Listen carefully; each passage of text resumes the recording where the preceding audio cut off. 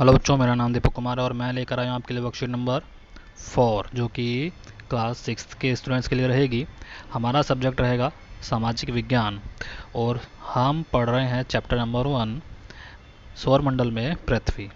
आज की डेट रहेगी बच्चों 2 अक्टूबर 2020। वर्कशीट का जो टॉपिक रहेगा वो रहेगा क्षुद्र ग्रह, आकाश गंगा यानी कि गैलेक्सी और ब्रह्मांड। तो चलिए बच्चों देखते हैं वर्कशीट में क्या दिया गया है।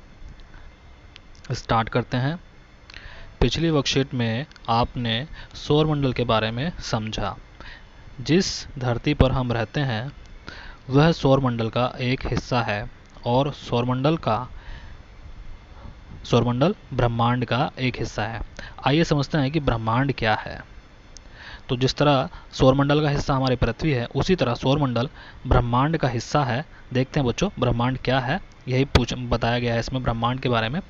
दिन में हम सूरज को चमकते हुए देखते हैं और रात में हम हजारों टिमटिमाती वस्तुओं को देखते हैं।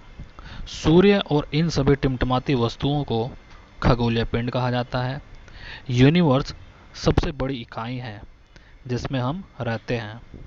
यह सभी गैलेक्सी का एक संग्रह है। गैलेक्सी को ऐसी इकाई के रूप में माना जाता है जिसमें अरबों सितारे, धूल के बादल, गैस, क्षुद्र ग्रह, उल्कापिंड और अन्य खगोलीय पिंड होते हैं। तो बच्चों अब देखते हैं आगे क्या लिखा है। इस प्रकार हम कह सकते हैं कि एक बड़ी इकाई ब्रह्मांड है और सभी गैलेक्सी मिलकर ब्रह्मांड बनाती है। आकाश में तारों का सफ़ेद चमकता हुआ मार्ग मिल्की वे है और गैलेक्सी कहलाता है। इसे हम आकाश गंगा के नाम से भी जानते हैं। ठीक है बच्चों, तो भाई ये जो तारों का सफ़ेद चमकता हुआ मार्ग है इसको मिल्की वे कहा जाता है, जिसे गैलेक्सी के नाम से भी जानते हैं और इसी को ही आकाश गंगा का नाम दिया गया है। चलिए नीचे देखते हैं क्या दिया है वर्कशीट में। बच्चों यहाँ पर आपको चित्र दिखाया गया है। ये इसमें चित्र में बताया है कि भाई अर्थ जो है, हमारी पृथ्वी जो है सौरमंडल का भाग है और सौरमंडल मिल्की वे गैलेक्सी का भाग है और मिल्की वे गैलेक्सी यूनिवर्स का भाग है। ठीक है, तो इस तरह से ये एक दूसरे के अंदर समाहित है। ठीक है, तो देखो क्या लिखा है नीचे, क्या लिखा है वर्कशीट के अंदर। इसमें बताया बच्चों कि इस तस्वीर के माध्यम से हम आसानी से समझ सकते हैं कि ब्रह्मांड में क्या निहित है। ठीक है, इससे स्पष्ट है कि केवल एक ब्रह्मांड है और कुछ भी मौजूद है वह इस ब्रह्मांड में ही मौजूद है।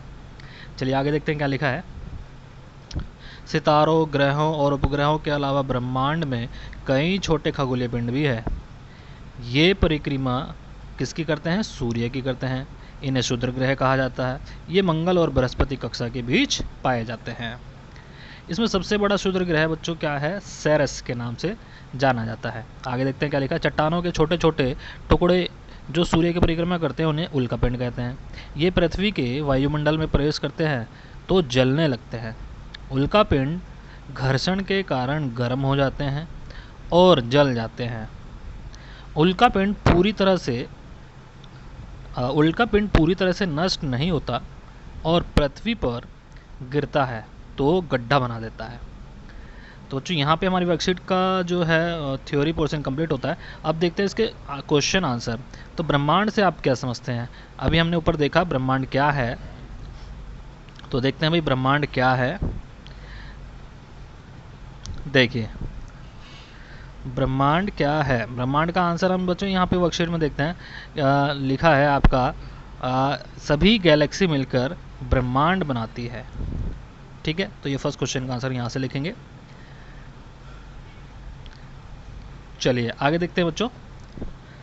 सेकंड क्वेश्चन का आंसर देखते हैं बच्चों क्या है। सेकंड क्वेश्चन है गैलेक्सी क्या है। तो देखो बच्चों गैलेक्सी का आंसर हम कुछ इस तरह से दे सकते हैं। आपके इस वर्कशीट में दिया है आपको ये कि जो तारों का जो सफ़ेद चमकता हुआ मार्ग मिल्की वे है ये गैलेक्सी कहलाता है। ठीक है, मतलब यहाँ पे अभी एक लाइन ऊपर भी है जिसमें अरबों तारे सितारे, जो तारे सितारे, धूल के बादल, ग्रह, क्षुद्र ग्रह, उल्का पिंड, ये सारे के सारे गैलेक्सी के अंदर शामिल होते हैं। ठीक है बच्चों, चलिए थर्ड क्वेश्चन देख लेते हैं। क्षुद्र ग्रह, ये जो क्षुद्र ग्रह है बच्चों, क्षुद्र ग्रह भी हमने देखा कि भाई मंगल और बृहस्पति के बीच पाए जाते हैं, तो हमें ये खालिस्तान में भरना था मंगल और बृहस्पति। देखिए ऊपर ये लिखा है मंगल और बृहस्पति की कक्षाओं के बीच पाए जाते हैं क्षुद्र ग्रह। ठीक है, तो यहाँ पे फिल इन द ब्लैंक्स में हम लिखेंगे मंगल और बृहस्पति। ठीक है बच्चों, तो ये थर्ड क्वेश्चन हमारा यहाँ पर कंप्लीट होता है। फोर्थ क्वेश्चन देख लेते हैं बच्चों। फोर्थ क्वेश्चन का आंसर क्या है कि भाई क्वेश्चन क्या है कि अगर कोई उल्का पिंड पृथ्वी से टकराए तो क्या होगा। तो ऊपर इसका आंसर दिया है उल्का पिंड पूरी तरह से नष्ट नहीं होता और पृथ्वी पर गिरता है तो गड्ढा बना देता है। तो क्वेश्चन नंबर 4 का ये आंसर होगा। इसी के साथ हमारी वीडियो यहाँ पर कंप्लीट होती है। हमारी वीडियो आपको कैसी लगी, हमारी वीडियो को शेयर करेंगे, लाइक करेंगे, कमेंट करेंगे और हाँ सब्सक्राइब करना ना भूलें। Thank you.